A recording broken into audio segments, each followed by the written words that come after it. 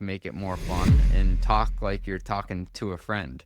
And it seemed to resonate with people. And honestly, Troy, like I just don't have it in me to fake it for years and years. I think like consistency is the eighth wonder of the world, and in order to be consistent, you just have to be yourself. Customers know the holidays run on Dunkin'. Go back to Starbucks. Welcome to the HRIS Careers Podcast with your host, Troy Wallace, a podcast for human resources information systems professionals to help you elevate your HRIS career. We always say no one gets into HRIS on purpose, but it sure is interesting to find out how they did. We interview your HRIS peers to find out how they got tricked into the industry and what lessons and tools they use to progress their careers along the way. We discuss industry trends, AI, and even talk candidly about all the most popular HRIS platforms. Just think of it as the closest bar just outside the entrance of your favorite HR technology conference. Now you get it. Welcome in.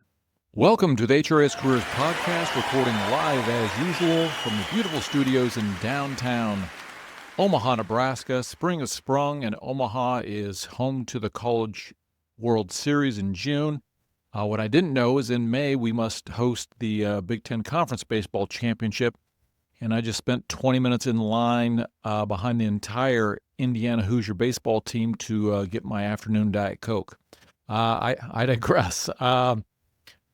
Let's get to the important things. Our guest today is CJ Gustafson. He has been a chief financial officer and orchestrated a successful exit and sale of a software as a service company. He is the author of the Mostly Metrics newsletter that caters to chief financial officers and those in finance positions. He also is the host of the Run the Numbers podcast. Now, here are three very relatable things we're going to talk about on the podcast today. So number one, he shares with us his favorite HRIS systems as a chief financial officer. We also talk about, and he wrote a great article that I'll link in the show notes, about the HR metrics that your CFO wants to know about. And number three, and maybe most importantly to all of us, 2 or 3 tips you wouldn't expect about getting your CFO to fund your next HRIS software project. CJ hails originally from the Boston area and has his undergraduate finance degree from Boston College. Producer, let's cue the Boston College fight song. As you may have heard in the cold open, we do have a little fun with some Boston humor with that SNL Dunkin' Donuts clip, and we definitely make quite a few Boston references during the podcast. Now, I heard CJ originally on a podcast called Niche Pursuits, just talking about his newsletter, which I think has reached 65,000 subscribers. So I reached out, and he got right back to me and said yes. Now, this only happens because of you, the listeners. We really appreciate it. As we grow, we're able to get these great guests. Thank you to everyone who is listening today.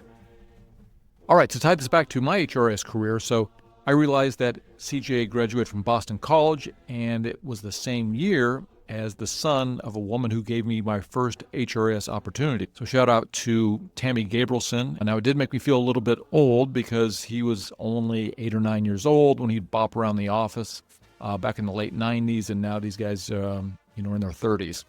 All right, so let's talk a little bit more about CJ's newsletter.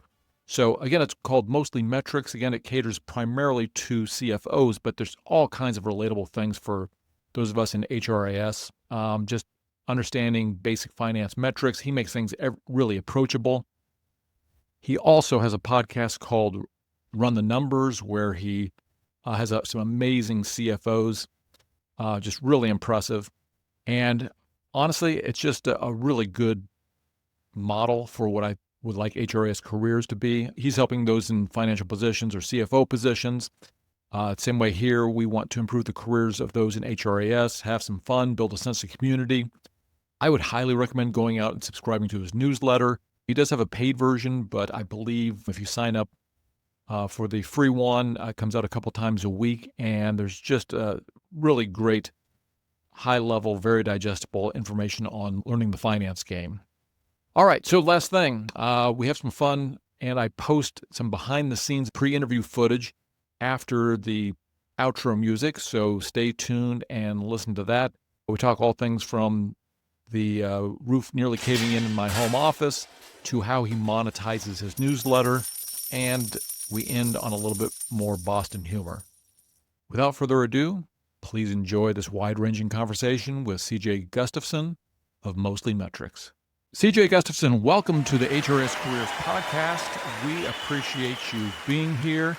We'll find guests in all the most unusual places, and I love a podcast called Niche Pursuits, so we'll put it in the show notes. And you talk all things CFO. Like, I refer to you to our community as the CFO whisperer, which means you know the chief financial officer role. You have been a chief financial officer. You have a very successful 60,000 plus newsletter called Mostly Metrics. It looks like you went to school for finance, but can you just give the high level view of how you got to this point of being a CFO for software as a service companies and then building this newsletter? The benefit is you get to write your story looking backwards. So I didn't plan for it to happen this way, but I'm loving it so far. And I did finance at Boston College undergrad because I thought it was the broadest path I could take with the most wiggle room for me to mess up figuring out what I wanted to do along the way. And I always really liked writing, but I didn't major in marketing or I guess, I don't know, learn to be a screenwriter or something like that. But I always kept that in the back of my head. Like, hey, I want to write about stuff someday. And at the time, I was trying to start various blogs online. I wrote for the school newspaper. So it was always like a skill that I enjoyed and honed in on, but I didn't really know that you could make a career out of it. And so I went down the finance path. I did consulting, which you naturally do if you have no idea what you want to do, but you want to learn about different business models. Then I got a chance to go into private equity for a while, which was a ton of work, and I probably wasn't that great at it, but I got to learn a lot about how companies monetized. And then from there, I got to work for portfolio companies of private equity and venture capital firms. And that's kind of where I found my product market fit originally. I found I was better on that side of the table, and I helped scale 3 different startups, the most recent of which where I was the chief financial officer. So I want to get this out right away. I got introduced to you through a different podcast, kind of more in the niche newsletter business. I've been listening to it for years because you will find out, maybe we'll get on that. I'm a recovering day trader. Got it. And also a recovering website business owner. Yeah. That's probably why I got onto the Niche Pursuits podcast. You have what I call an unusual tactic to grow your email list. So I think you're over 60,000 people. And as I understand, your dog gets an ice cream every time you hit a milestone? Yeah, so Mostly Metrics, mostlymetrics.com, 65,000 readers today. A lot of them are CFOs. Everybody who goes there, I think, though, is just trying to get better at their job and trying to improve their company performance, because I try to explain metrics in a way that's approachable, kind of like you're having a beer or coffee with a friend, and being a fan of business at the end of the day, having fun with it. And part of that is my mascot, my dog, who's asleep on the couch next to me, Walter. I said every 1,000 new subscribers, I'd buy him an ice cream, and people loved that. So it helped drive engagement, and I kept posting pictures of him eating ice cream.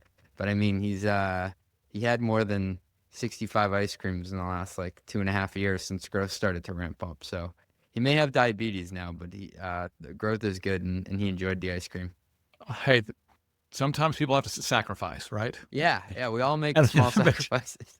And I bet you he has really enjoyed that trip to diabetes, if getting all that ice cream. Well, I've got my dog Sally, and I think she wants to get in on that deal. So I have to think of some way to bring her into the fold. So if you go over to YouTube, I will show a quick picture of Walter, and we'll also show one of Sally, our dog.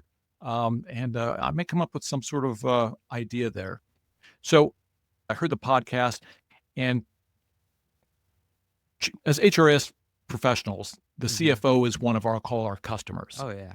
And I think to the extent that you can anticipate and understand what's the data information that they're looking for, the bigger advantage. I just think it's, as an HR person, and we don't get a lot of credit for bringing business value. If you can get the chief financial officer, CFO on your side, that's huge. And I feel like I've done a pretty good job educating myself. but there are so many little things, and I've probably gone through 12 of your episodes, things I just hadn't thought about in a while, things that I thought were interesting. And then I'm going to definitely put this in the show notes. You talk about your top HR metrics. Let's get into that. You're a CFO. What are the types of things that you're looking for on the HR side? And obviously, as as professionals, typically reporting comes under us that we can help you look at. Yeah, well, I'd be remiss to say that I think HR and hiring a great chief people officer is probably the most impactful hire you can make for the whole company. Because me as the CFO, I'm looking at the profit and loss statement and I'm saying 70% of my costs, if I'm at a technology company, they walk on two legs. It's both the beauty and the horror of someone who's running a tech business. Even if you're in a manufacturing business, you may have a higher cost of goods sold, the materials going in, but like the people are the asset.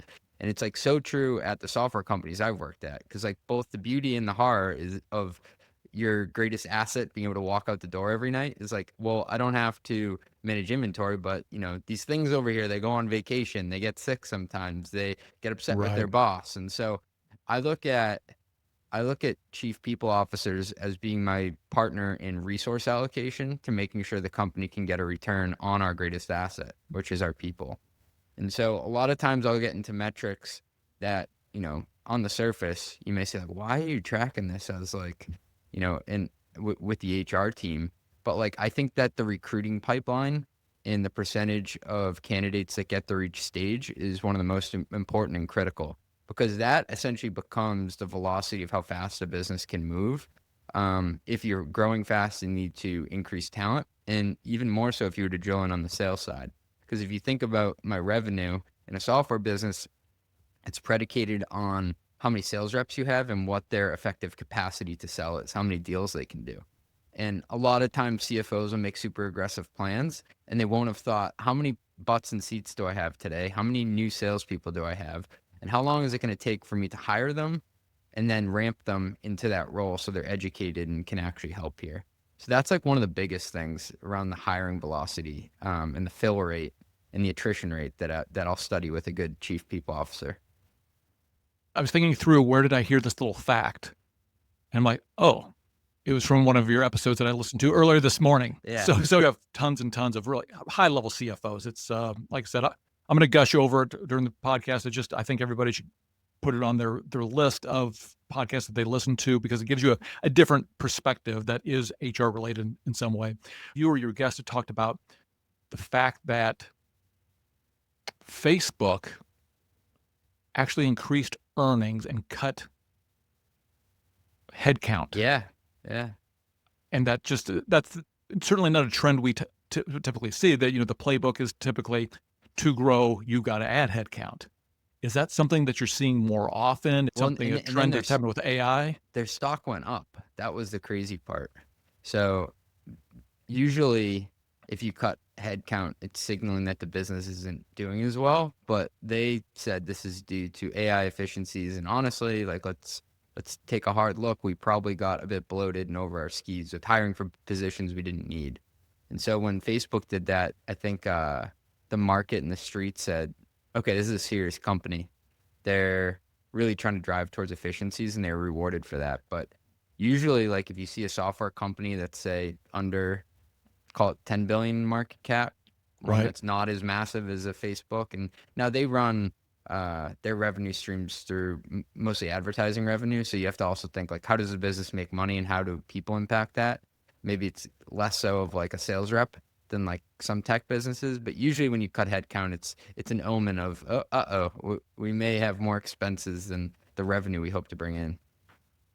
Obviously, there are different components underneath recruitment and hiring. You've got offer acceptance rates and time to fill, time to hire, cost per hire. You know, all of those metrics. But what do you think impacts the bottom line? Do you find that it's really time to hire? Because especially, let's say it's a sales role, you know that leaving that role empty for X number of days costs you X number of revenue. Is that the type of things that you're looking for? Yeah, because if you have a quarterly target and you just do back of the envelope math, some of the best math I do, Troy, isn't like in a spreadsheet, just me writing it down like on the back of I don't know, like hotel stationery or back of a napkin. And it's basically just trying to figure out if we can close this many deals at an average price of this, how many reps will it take to do that? Just like simple multiplication. And so that's where like sales capacity comes into play. And now like it's not only about the sales team, like that's the atomic unit I say for revenue, Right. but it's also about like managing expectations. If you want to build a new product, but you don't have that specialty in house, maybe it's like a chief product officer that knows AI, then you probably shouldn't say that you're going to have it out next year because it takes a lot of time to build stuff. And while we're on the topic of metrics, something that I do look at a lot is the average cost per person. So fully loaded salary. And this is something that a lot of smart HR people look at. They won't just look at the salary, but they'll look at the benefit load. They'll look at all the other stuff that goes along with just having a person.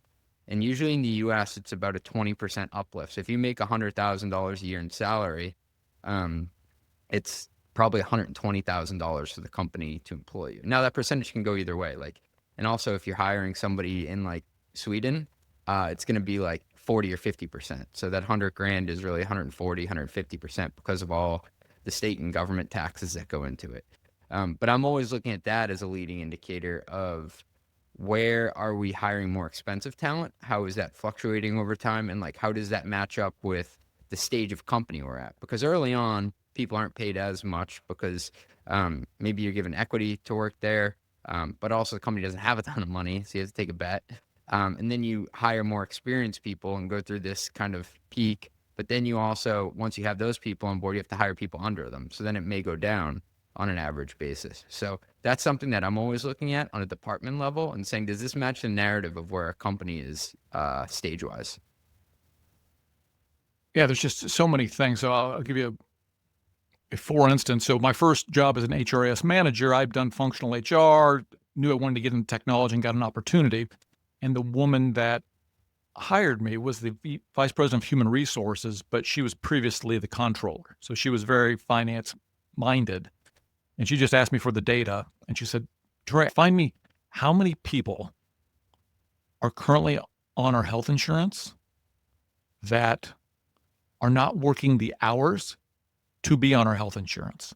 And in one fell swoop, now I know it wasn't maybe great for some of the employees, but this was a telemarketing company back in the heyday of telemarketing. So they had 10,000, 12,000 employees. And, she was finding 300 and 500 people. And that's a large number, right? She's paying her salary just in that one find. Yeah, that's crazy. That's a good example of using the data. Bad day for those people, especially if they had too much ice cream like my dog and needed to see a medical professional. But at the same time, like you do have to, that's like a perfect example of costs going up over time because you just lose sight of how big the org is and the knock-on effects. I think like another thing that happens to orgs as they grow is it's just like harder to communicate messages. So you have like the cost part, but you also have like the speed at which an org can operate. And like as you hire more and more people, you're adding another node to the system. And it just takes longer to get a message out and you have to over communicate all the time. Yeah, there's so many things. And again, I'm going to link this article that is on your website in the show notes. It's probably a 5 to 7 minute read, but it really kind of line items metrics that CFO thinks is important in human resources. And I'm going to go to one more. So you call it the GOAT of software as a service metrics, and you've spent a lot of time in the software as a service industry. And you call it the average revenue per employee. Yeah. Where does that fall in your dashboard? Is that something that maybe a CFO is looking at monthly, every quarter? Do they typically set a threshold where they get nervous about it if it goes above or below a certain point? Great question. It's something that you probably measure on a quarterly basis, and you want to see it going up over time because it shows what we call leverage in your business model, that you're getting more revenue based on the inputs, the people in your machine that you're putting in. And when a company first starts out, you have to hire people to build the product, then you hire people to sell the product, and then you hopefully increase your sales. And as you hire more people, you want to make sure that your revenue is growing at a faster rate. Because if you think about it, like you don't need 2 CFOs at a company. So once you have one, you should be able to continue to grow the company elsewhere. and not have to hire more of that position. And like I said, you get leverage out of your model. So revenue per employee is my favorite metric because it cuts through all the noise. At the end of the day, you can't hide from it. And it's extremely simple math. It's just your total average recurring revenue, annual recurring revenue at the end of the period divided by the number of employees you have on board. And typically, if you're a company that's going to go public and be publicly traded, you want to be over $400,000, just rule of thumb, per employee. Now, if you're a company that's only doing $5 million in revenue, it may be like maybe $50,000 per employee, especially if you're burning cash. But over time, you want to try to get it to something, closer to $500,000. All right. So that means with my one-person consulting company, I either have to fire myself or I have to raise my rates. Yeah. To get to that before I go public, right? Yeah. So this, I'm going through this article. And I love all of these stats that you have. So I want to touch on at least one more, and it could be quick if you've never been in an organization. Have you worked for an organization? I have not, that has professed this unlimited vacation time. Yes, I've been on both sides of that. It's fascinating. It's what's your take on it? Well, does it work? I mean, I know their Depends on what expectation you is want that to work, because I know for a fact people take less vacation when you do unlimited vacation, and it costs. Well, and that's what I less. suspect. Yeah, it's right? true. It's true. I think everybody gets attracted to it as an idea, and then those people also tend to be the type of people that are maybe high need for achievement, and they just never take it. Yeah, and the reason why is because it's a liability on the balance sheet. It's something you owe employees if it's not unlimited. So you accrue it over time. So if somebody has 4 weeks worth of vacation per year, a small portion of that is put on the balance sheet saying we owe that person this much money. But if that person quits, you have to pay them out that amount, their rate times the number of days. If you have unlimited, you don't have to do that. So that's the main reason why companies do it. All right. A couple times that you were on either side of that, did you feel like it worked? It was a good policy to have. I've been in my own consulting for 10, 12 years, but I see that every once in a while, like, if I find the right situation where they're, advertising that, I know that I'd be probably one of those people who would never take the time. But it is just that nice feeling to know, oh, well, I have a supportive employer who is supporting that I make the decision. I think it's much more important to have a maternity and paternity program that works best for employees. Like vacation, people will, I think if they really, really need it, they'll take it. But like you want to make sure that you protect the people when they have kids. Like I don't have a hard take on unlimited vacation. Like I just know that if you look at the math, it does benefit the company more so than the employee. And when we actually did it, because I made the transition at one company, the days went down that people were taking, because we still track the days. Even though it was unlimited, it was still logged somewhere. Right. And maybe the tracking wasn't as good, but people definitely took less days. Because if you get to the end of the year and it's a use it or lose it scenario, people end up taking off more time. And then there's also like and this is a problem, there is the incentive to not log it, because if you quit, you want to quit with 6 weeks of vacation so you get a fat paycheck. So I've seen it both ways. It's more just a reality check of how you want to run the org. Yeah, there's so many different ways to slice it. And I would say, the tables have changed a little bit here in the last 18 months or so, where I feel like it's more of a employer market rather than employee market. But, it's still trying to make those distinctions in the market. Yeah. Of things that are unique to your company that sets you apart are certainly important. So we're going to move on to some real kind of brass tacks items, and would love to get your take on it. Obviously, you want the data, you want this information. As you went through the finance department, different levels, and then eventually the CFO, did you pick up on any particular, and we can name names because I don't have any sponsors. We can name names. Any particular systems you found that people enjoyed using? It could be small business gusto, maybe bigger companies were using Oracle, SAP, or Workday. Yeah. Were there I any, was were I any was trends that you always found? I was always impressed by both HiBob and BambooHR. They were easy to use, and why I cared because I was always trying to pull correct census data on employees, and that was indicative of just the stages I was at. I've used Workday too. It was a long time ago. It was a much bigger company. That's more of an Right. enterprise solution. But I was always impressed by just the usability for someone who's like not in HR stuff every day. I could pull the reports I wanted, and I could toggle different metrics. I always do find it funny though that like some of these HRIS systems, like just the order that they put the data points in, like I'm looking for somebody's salary and I see like their sweatshirt size. It's like, what? Why is that the first thing that's meant? Who designed this? That was the most important thing. So just like a word of caution, or I don't know, a product enhancement for anybody who cares enough to listen to my suggestion. Yeah, no, I would agree. It's so I used to do a lot more payroll, core HR, and then the world evolved and talent management became a thing. And I've got kind of niched into applicant tracking systems. And everybody builds their career site, right? And the whole goal is to get somebody to apply for a job. And then you can't find where the job listings are. Like you've got to click through like 3 or 4 different pages, like to finally get to a small button at the bottom. Yeah. It's just you think some of those things are logical, but alas, they are not. Are there any reporting platforms? I mean, do you find that, yes, you've got HiBob or maybe some other system, but people are using Airtable or Tableau or anything those get kind of more advanced analytics? Well, the data that I usually look at is in one of 3 categories. It's either the financial data, like a revenue metric or a cash metric.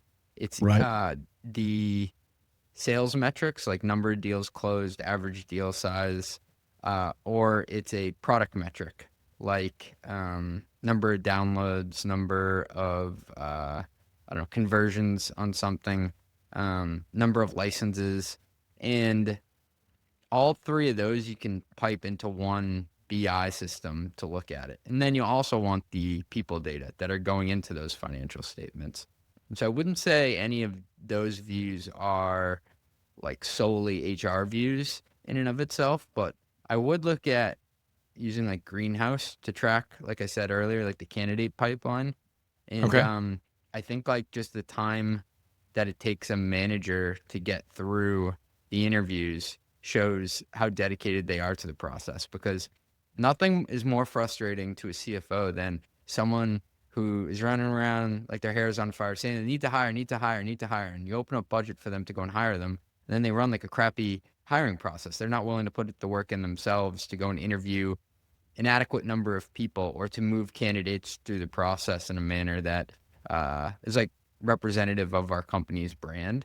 So I would just flag that to any HR leaders who are working with department leaders, like, and they probably empathize with me because I've had situations too where, they beat up on the hiring manager may beat up on recruiting. Oh, I'm not getting enough candidates, but it's really that they're the one who's not running their end of the bargain. When I'm in designing these applicant tracking systems, those are kind of the things that they are trying to build into the system, or little gates to see, where is the holdup. And unfortunately, everybody likes to blame everybody else. It's a recruiter's not giving me the right types of candidates. And then on the other side, you got the recruiters saying, well, I'm giving you these people, you're sitting on them, right? Right. You're not Yeah. interviewing, you're not doing the things that I would think that you would need to do. Mm-hmm. So let me know your perspective on this. So a lot of us as HRIS people, our career progresses if we get to implement new and better software for our companies, because it can lead into consulting careers. It can lead into bigger jobs down the road at different companies. There's lots of advantages. Mm-hmm. So chief financial officers often hold the purse strings. As a matter of fact, this may predate you getting into finance. I've lived through the dot-com bust, lived through the financial crisis of 2008, and we were going to buy this nice new shiny SAP HRIS. And I was real excited about it, international in scope. And the financial crisis happened, and I was in a business that they did heavy construction equipment rental. Great business, really well run. And the chief people officer comes in and shows me a chart of it just down, down, down, says nobody's ever seen anything like this. And poof, it's gone. So I didn't get to have that experience. If we're out there trying to get the buy-in of a chief financial officer, somebody who's holding the purse strings, to go spend money on HR technology, do you have any tips, things that would help us make our case? Yes. So you want to speak to the holistic benefits for the organization, not just the HR department, right? Because being the HR department, whatever data you're touching impacts somebody else, because it's going to be a person working in that department, so the person managing them, and it's also going to be a cost at the end of the day. The biggest thing you can speak to help build that case is the visibility you gain by doing this. And then you also want to prove when you're pitching it that you've actually gone and done your homework by talking to the other people who will be using it. So don't just make it like, hey, we as an HR department discussed it. Show that you have discussed it with people who it'll impact their daily workflows, right? Because you don't want to buy something that's just good for HR, but like your chief product officer can't log in and see the hierarchy of his or her org. That would stink. And then something I would caution away from doing is just purely saying, well, it's in my budget. That's like the worst thing you can say to a CFO. Because Right. it's like, well, all the other stuff doesn't matter because we wrote down this number at the beginning of the year that I could spend. Like, I don't have to basically come up with a reason why it's the best ROI. So that's the advice I'd give. Well, we always complain in HR that, we're always the last to get money, new technology. I think that is an important thing is, what is the right way to make your case to the C-level, especially the chief financial officer. Mm-hmm. All right. I want to go a little bit deeper about your newsletter. Sure. So mostly metrics is the newsletter, and then you have a podcast, Run the Numbers. And like I've already gushed about it, that I think it's a must listen for people in HR to get a little, CFO finance flavor in their life. What sparked the idea? Was it just something you thought you'd write about a little bit and it just kind of grew from there? Was there somebody who gave you the idea to do it because they thought you were a good writer or just had good ideas? How did that come about? So I was working at a hyper-growth software company at the time, and I was really terrified that I was going to forget everything I was learning because it was coming at me so fast. This was back in 2020, and I realized that in order to get to the next level and get to the C-suite, you're basically paid for the playbook you had, the ways that you would implement a strategy, the ways that you would talk about different metrics and explain their impact on company performance. And so it was my way of writing it down to memorialize what was going on. And now it didn't necessarily start like that. A lot of it was just like talking about wacky business ideas because I just needed to scratch the itch somehow and apply what I was learning. And it took me 2 years to find what I call audience market fit. And that's when people were pulling it out of my hands because it was actually helpful to what they were doing day to day. At the end of the day, it was really just me trying to explain to myself things I was either learning, because I truly think you don't own an idea until you can teach somebody else. You're just renting it until then. And that helped me solidify my understanding of things I was learning and memorialize it in a way that I could come back to it.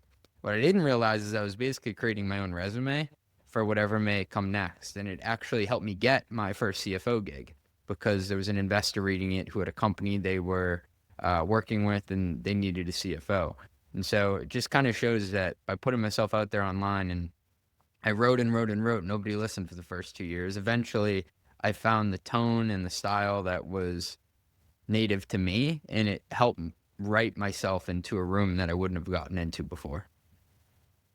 I listened to it and I go back and forth. So, if you listen to the podcast, people know they'll hear little random drops that, I'm sorry, it just makes me laugh, mostly. So, I try and get some personality, but I'm always like, I should kind of hold back a little bit. You've really let your personality come into it. Oh, yeah. Has that ever been a problem for you? Are you ever lost readers, or do you feel like it's a net positive for the newsletter? It's a net positive. And honestly, you have to stand out in some way. Most of the stuff online is pretty boring. And I wanted to create an on-ramp for people to want to participate in the conversation around business. And to do that, you have to make it fun. Nobody wants to hang out with just like a total stiff or a cardboard box for a personality. So my approach was don't make it overly academic, make it more fun, and talk like you're talking to a friend. And it seemed to resonate with people. And honestly, Troy, like I just don't have it in me to fake it for years and years. I think like consistency is the eighth wonder of the world, and in order to be consistent, you just have to be yourself. So it was really the only way to do it for me. Yeah, and now you said you're over 65,000 strong. Yeah, and that's what led to the podcast, because I say either die in newsletter or live long enough to see yourself become a podcast. And I was having these amazing conversations with readers, and I said, well, how about I record some of this? And a lot of the readers that I was talking to were CFOs, and that made the Run the Numbers podcast. And how long has that been going now? Almost, I think, coming up on 2 years, which is amazing to think. I've done over 150 episodes, a mix of solo episodes of me just riffing on my thoughts of the day, and also interviews with high caliber business leaders. So it's, for the majority, it's CFOs, but it's also anyone who's a business model expert or has something to help, like the people who are making the trains run on time within a company, like HR people, better at their jobs.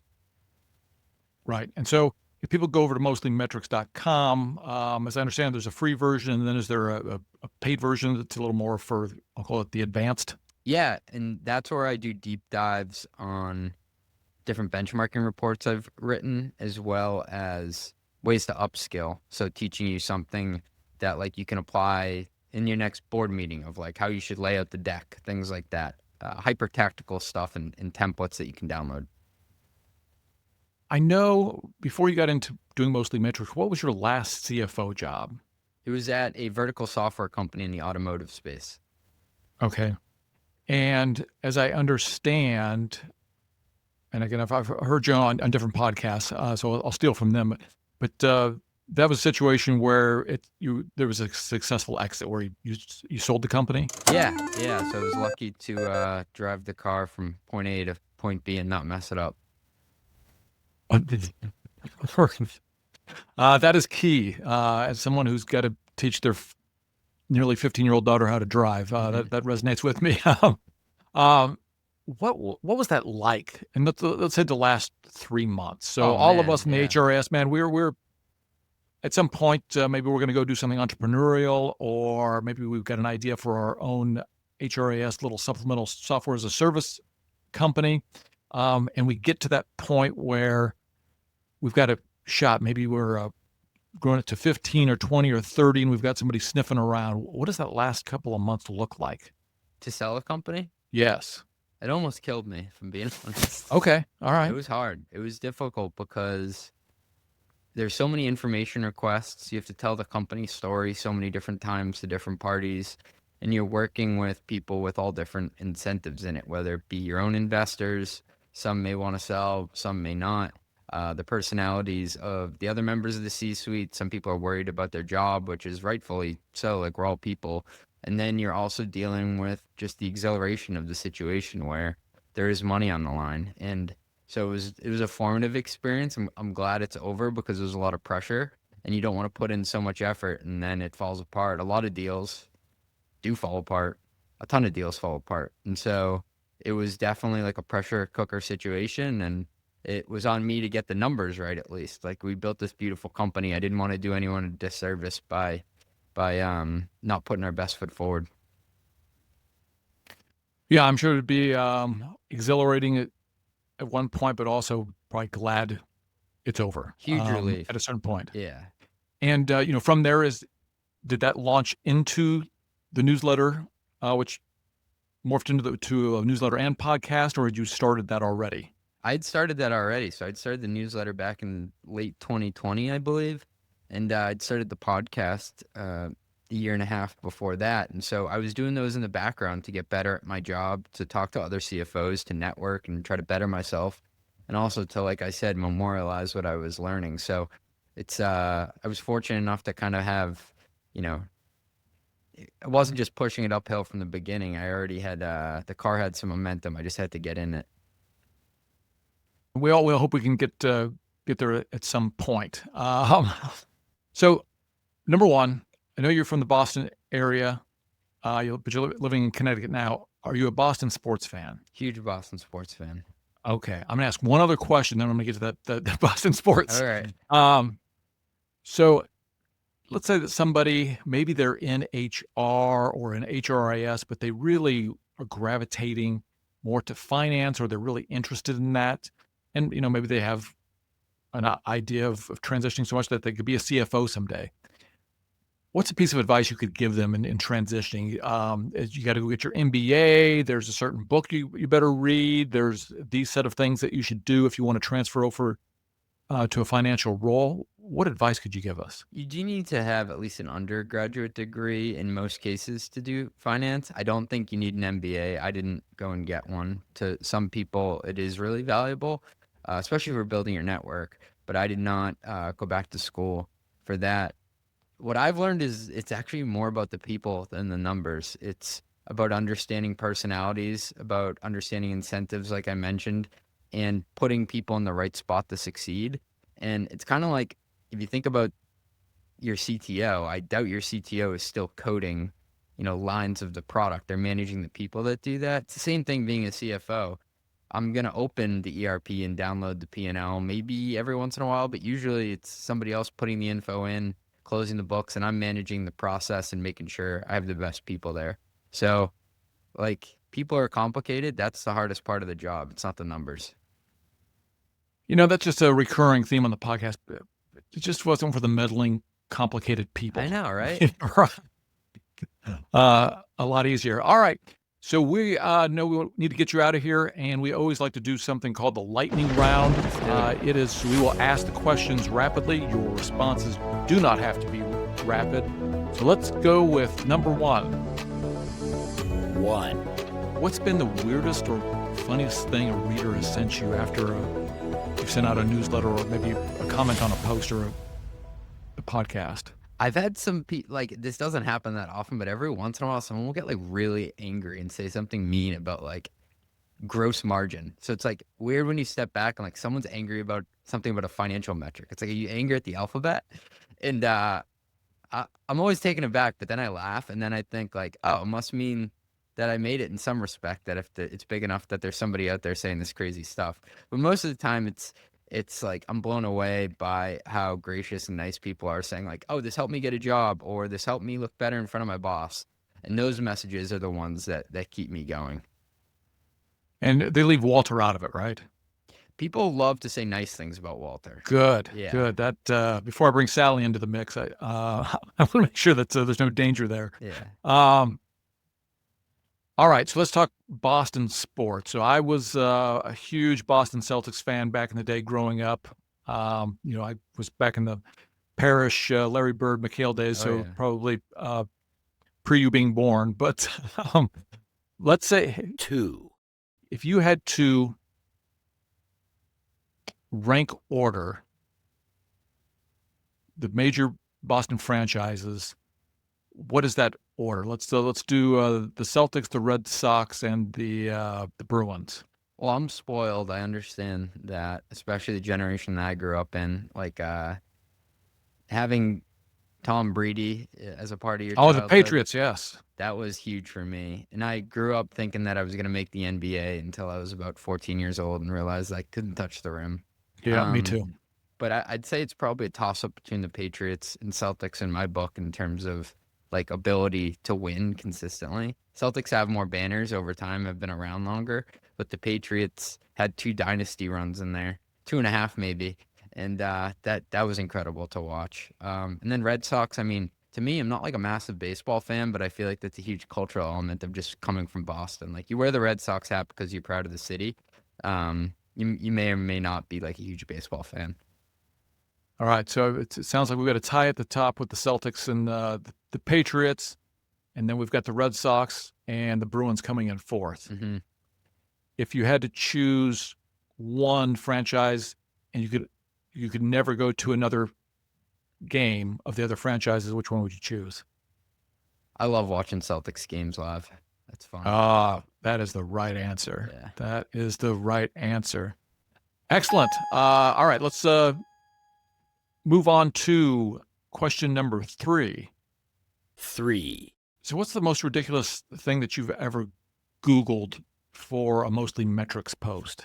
Yeah, I did a deep dive on OnlyFans and their business Oh model my and financials. goodness, I just saw that in your notes. Yeah. Uh, Well, so they're a UK company, which means they have to file with something called Customs House, so their financials are available online. And so I did a deep dive into their revenue and like the different components of how they monetized. and you are a My First Million fan, right? Oh, huge fan. To see that in your list. So I think I've got you by 20, 25 years, but our podcast interests are definitely aligned Yeah. based on what I saw on your Yeah. on your post. So yeah, I love that. And I remember, I think Sean Purry did like a really big deep dive Yeah, it was a great listen. into the OnlyFans business. Absolutely. Okay. Well, I'll make sure and get all that in the show notes. All right. We're going to call this the last question. 4. All right. So, Boston loyalty test. If you had to, would you ever switch to Starbucks for a year if it meant doubling your newsletter subscribers? It would be really hard, especially with the Ben Affleck, Tom Brady, Matt Damon commercials. I'm pretty loyal, but I think I'd sell out if it meant doubling the subscribers. I'm a junkie for caffeine, so I think I'd do it. Would you ever buy? This is not was not my original question, but would you ever buy a Dunkin' Donuts franchise? It depends. I'd have to watch the traffic cycle of cars passing each day and know if they give me a drive-through or not. That is interesting. Yeah. So the only reason I asked that is I've had one person I knew in college and another person I kind of know here in the neighborhood in Omaha. They were selling the rights probably 9 years ago for the Midwestern locations, and one they sold. So I don't know if they failed or not, and one's still going. But I didn't know if that would be a great thing for a Boston night to want to do, or if they're just like, I want to be a customer, I don't want to run the It place. seems pretty saturated, at least where I am now. There's one on almost every corner. I don't know. Which is good for me as a consumer, honestly, so I'm not complaining. Yes, absolutely. CJ Gustafson, I really appreciate you being on the podcast. I could talk to you forever. There's just so many things. I recommend everybody go and listen to Run the Numbers on all your podcast platforms, or get on his email list at Mostly Metrics. I'm an HRIS person. I've just got a ton of value. So any closing comments for us? No, thanks, Troy. You're a gracious host, and I appreciate the support. Every listen and read means the world because I put a lot of work into it. So thanks for having me on. Yeah, absolutely. And for the rest of the HRIS Careers community, we'll talk to you all later. Here we go.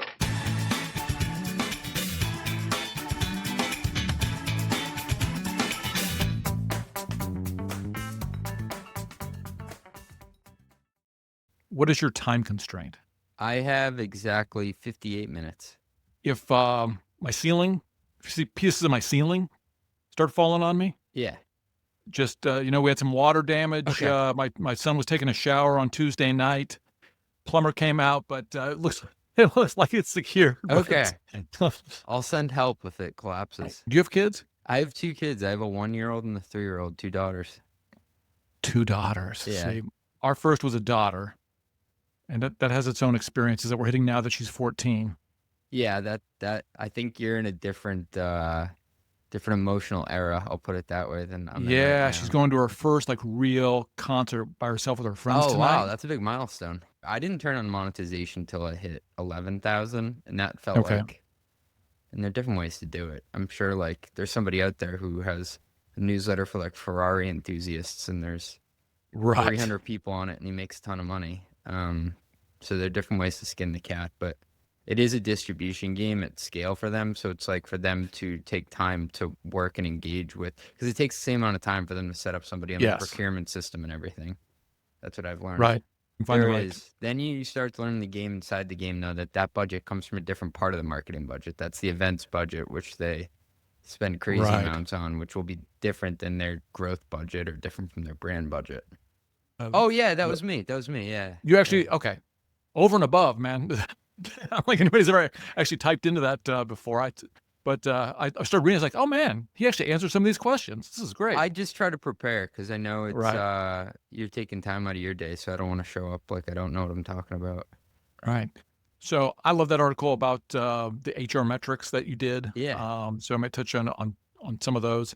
But all right. So I will bring you in just to saying welcome to the HRIS Careers Podcast, and off we go. Cool. Let's do it. Just in Nebraska, your last name would be pronounced Gustafson. Yeah, you nailed it. Okay. I got to move there. There you go. Is it Gustafson more German? Swedish. Swedish. That's So what I'm there's told. a ton of Swedish and German people landed in Iowa and Nebraska back in the day. Ah, okay. Love Dunkin', guy. What are you talking about? Tell them what your favorite, how you like the vanilla nut taps. What? The vanilla nut taps.